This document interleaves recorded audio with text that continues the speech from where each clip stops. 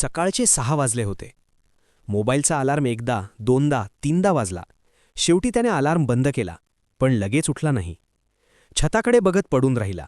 डोक्यात एकच विचार, आज काहीतरी बदल होईल का? स्वयंपाकघरातून चहाचा उकळण्याचा आवाज येत होता. आईचा आवाज आला, उठलास का रे? हो येतो, तो म्हणाला, पण आवाजात उत्साह नव्हता. तो उठला, थंड पाण्याने तोंड धुतलं, आरशात स्वतःकडे पाहिलं. चेहऱ्यावर थकवा होता, पण डोळ्यात अजूनही एक वेडी आशा होती. चहा हातात घेऊन खिडकीजवळ उभा राहिला.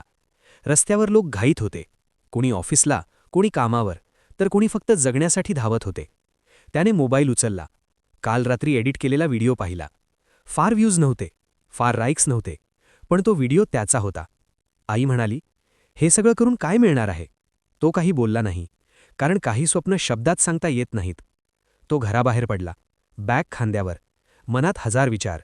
बस स्टॉपवर उभा राहिला. आजूबाजूला लोक होते, पण तरीही तो एकटा वाटत होता. बस आली. तो खिडकीजवळ बसला. बाहेर शहर हळूहळू जागं होत होतं. चहाच्या टपऱ्या, धूर, हॉर्नचे आवाज. त्याने कानात हेडफोन लावले. तेच गाणं, जे प्रत्येक कठीण दिवशी त्याला थोडं बळ देतं. बस पुढे निघाली, आणि त्याच्यासोबत त्याचा संघर्षही. तेवढ्यात मोबाईल वाजला.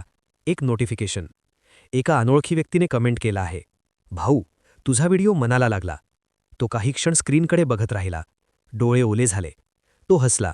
खूप मोठा हसू नव्हतं, पण मनातून आलेलं होतं. त्याला जाणवलं, आज नाही तर उद्या नाही, पण एक दिवस नक्की. बस थांबली. तो उतरला. पुन्हा एक नवीन दिवस, पुन्हा एक नवीन प्रयत्न. कारण काही लोक थांबत नाहीत, ते हळू चालतात, पण थांबत नाहीत. व्हिडिओ आवडल्यास चॅनलला सबस्क्राईब आणि लाईक करा. धन्यवाद.